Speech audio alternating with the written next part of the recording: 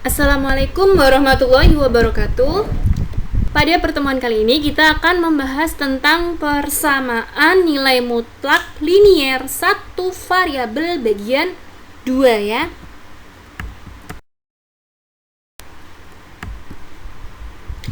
Nah, pertama yang ditanyakan di sini adalah bagaimana hubungan nilai mutlak X dan akar dari X kuadrat.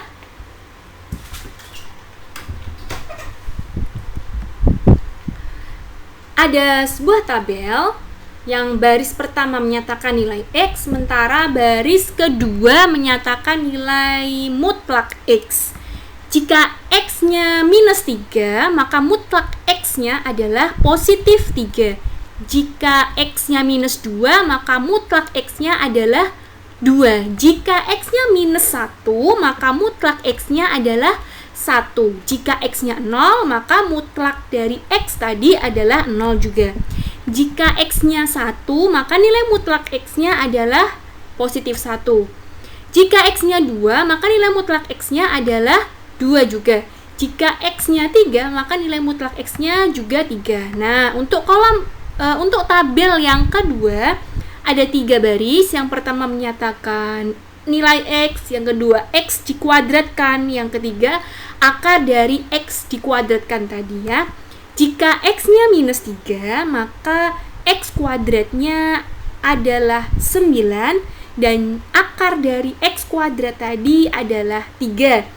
Jika nilai X adalah minus 2, maka jika dikuadratkan minus 2 menjadi 4, dan jika diakarkan adalah 2 ya. Jika X-nya minus 1, jika dikuadratkan adalah 1, jika diakarkan adalah 1 ya. Dan seterusnya hingga selesai ya. Nah, jika kita perhatikan untuk yang baris pertama di mana nilai mutlak X, nilai-nilainya adalah sama dengan nilai-nilai dari akar dari X kuadrat. Sehingga kita bisa simpulkan bahwa nilai mutlak X sama dengan akar dari X kuadrat. Nilai mutlak X sama dengan akar dari X kuadrat ya. Jika kedua ruasnya kita kuadratkan, akan menjadi seperti ini. Muncul kuadrat di ruas kiri dan ruas kanan ya. Nah, jika yang di ruas kanan ini kita coret akar dan kuadratnya, maka akan hilang. Ruas kanannya menjadi X kuadrat ya. Sementara ruas kiri, nilai mutlak X dikuadratkan nilainya sama dengan X kuadrat. Kesimpulan cara yang bisa kita ambil yaitu ruas kiri yang dikuadratkan nilainya akan sama dengan ruas kanan yang dikuadratkan ya. Ini adalah contoh pertemuan lalu di mana kita menyelesaikan nilai X yang memenuhi persamaan mutlak dari 2X minus 1 sama dengan 7 dengan menggunakan cara definisi nilai mutlak. X yang diperoleh pertama adalah 4 yang nilainya memenuhi, X yang kedua minus 3 dan juga memenuhi, sehingga himpunan penyelesaiannya adalah 4 dan minus 3 ya. Ini diselesaikan dengan cara definisi nilai mutlak. Silakan bisa direview kembali pelajaran sebelumnya. Nah, untuk contoh yang sama akan kita gunakan cara lain, yaitu cara di mana kedua ruas akan dikuadratkan. Dengan soal yang sama, tentukan nilai X yang memenuhi nilai mutlak dari 2X minus 1 sama dengan 7. Cara yang kita pakai yaitu ruas kiri yang dikuadratkan nilainya sama dengan ruas kanan yang dikuadratkan. Dengan soal yang sama ya. Nilai mutlak dari 2X minus 1 sama dengan 7. di mana ruas kiri dan kanan sama-sama dikuadratkan. Akan muncul kuadrat di kedua ruas kiri dan kanan. Nah, sehingga ruas kirinya dalam kurung 2x minus 1 dikuadratkan ya. Akan kita jabarkan menggunakan rumus berikut. Nah, silakan kalian mengingat kembali pelajaran yang telah kalian terima di kelas sebelumnya. Jika A plus B dikuadratkan sama dengan A kuadrat plus 2 kali A kali B plus B kuadrat. Itu untuk A plus B. Jika A minus B yang dikuadratkan sama dengan A kuadrat minus 2 kali A kali B sama dengan A kuadrat minus 2 kali A kali B plus B kuadrat. Nah, untuk soal ini kita gunakan yang A minus B dikuadratkan ya, karena di situ simbolnya pengurangan.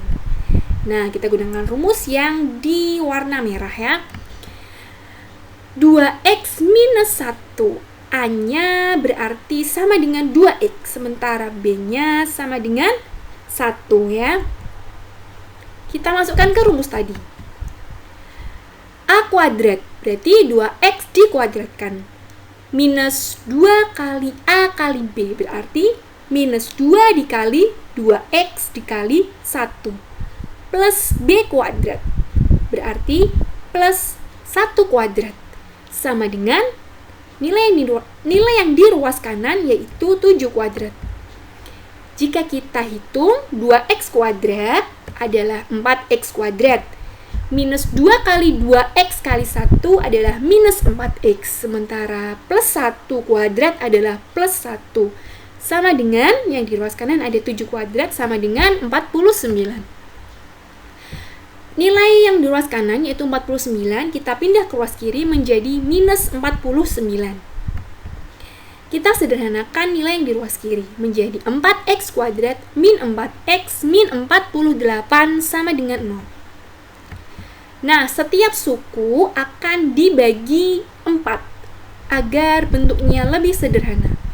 4x kuadrat jika dibagi 4 adalah x kuadrat, minus 4x dibagi 4 adalah minus x, minus 48 dibagi 4 adalah minus 12, sama dengan 0 ya, tetap 0 karena 0 dibagi 4 tetap 0. Nah, akan kita lakukan faktorisasi x kuadrat minus x minus 12 sama dengan 0. Minus x di sini nilainya sama saja seperti minus 1x. Jadi boleh kita tulis x kuadrat minus 1x minus 12 sama dengan 0. Nah, untuk faktorisasi, silakan kalian ingat kembali caranya, yaitu cari dua bilangan, misalkan saja dia adalah m dan n, sehingga jika m dikali n sama dengan minus 12. Nilai yang di warna merah itu ya. Dan jika M ditambah N sama dengan minus 1 yang di tengah ya, yaitu yang diwarnai biru. Coba kalian cari dua bilangan jika dikalikan sama dengan minus 12 dan jika ditambah sama dengan minus 1. Biasanya agar lebih mudah cari perkaliannya dulu ya. Dua bilangan yang dikalikan 12 nilainya berapa? Bisa kita ambil 4 dikali 3. 4 dikali 3, 12. 4 dan 3 juga mempunyai selisih 1. Lalu, mana yang positif, mana yang negatif? Ataukah positif keduanya, ataukah negatif keduanya?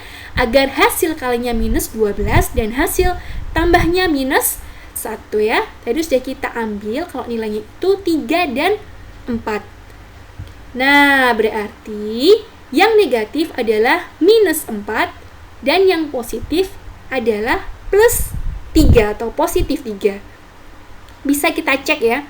Min 4 dikalikan positif 3 adalah minus 12. Dan min 4 ditambahkan 3 adalah minus 1. Sehingga kita peroleh x min 4 dan x plus 3. Min 4 didapat dari nilai m-nya yang dilingkari hijau ini. Dan positif 3 diambil dari nilai n-nya yang dilingkari hijau juga ya. Lalu bisa kita tuliskan hasil faktornya x min 4 kali x plus 3 sama dengan 0. Kita lakukan pembuat 0 ya, sama dengan kan 0. X min 4 sama dengan 0. sehingga nilai X sama dengan 4. Pindah ruas ya. X plus 3 kita buat sama dengan 0, maka nilai X sama dengan minus 3. Pindah ruas ya. Jadi himpunan penyelesaiannya adalah 4 dan minus. Nah, ini adalah kesimpulan dari dua cara yang telah kita pelajari pertemuan lalu dan pertemuan hari ini. Yang pertama, dengan menggunakan definisi nilai mutlak mempunyai HP 4 dan minus 3. Dan cara yang kedua, menggunakan mengkuadratkan kedua ruas juga menghasilkan himpunan penyelesaian 4, minus 3. Jadi menghasilkan cara yang sama, menghasilkan jawaban yang sama dengan cara yang berbeda. Kita akan lanjut ke contoh yang kedua dengan menggunakan cara mengkuadratkan kedua ruas. Dengan soal tentukan nilai X yang memenuhi nilai mutlak dari 3X plus 4 sama dengan nilai mutlak dari X minus 2. Nah, cara yang kita gunakan, ruas kiri dikuadratkan akan sama dengan ruas kanan yang dikuadratkan. Nilai mutlak dari 3X plus 4 sama dengan nilai mutlak dari X minus 2. Nah, jika kita kuadratkan kedua ruasnya ya, jadi tanda kurung mutlaknya berubah menjadi tanda kurung biasa. Dan kedua ruasnya dikuadratkan ya. Yang di ruas kanan, jika kita pindah ke ruas kiri, yaitu positif X min 2 kuadrat aslinya di ruas kanan, jika kita pindah ke ruas kiri, menjadi minus X min 2 dikuadratkan sama dengan 0. Nah, ada 3X plus 4 yang dikuadratkan minus dalam kurung X min 2 yang dikuadratkan sama dengan 0. Nah, jika kita mengingat kembali, kita pernah mempelajari rumus A kuadrat minus B kuadrat sama dengan A plus B dikali A minus B ya. A-nya siapa? A-nya adalah 3X plus 4. Dan B-nya adalah X minus 2, yaitu tadi ya rumusnya ya.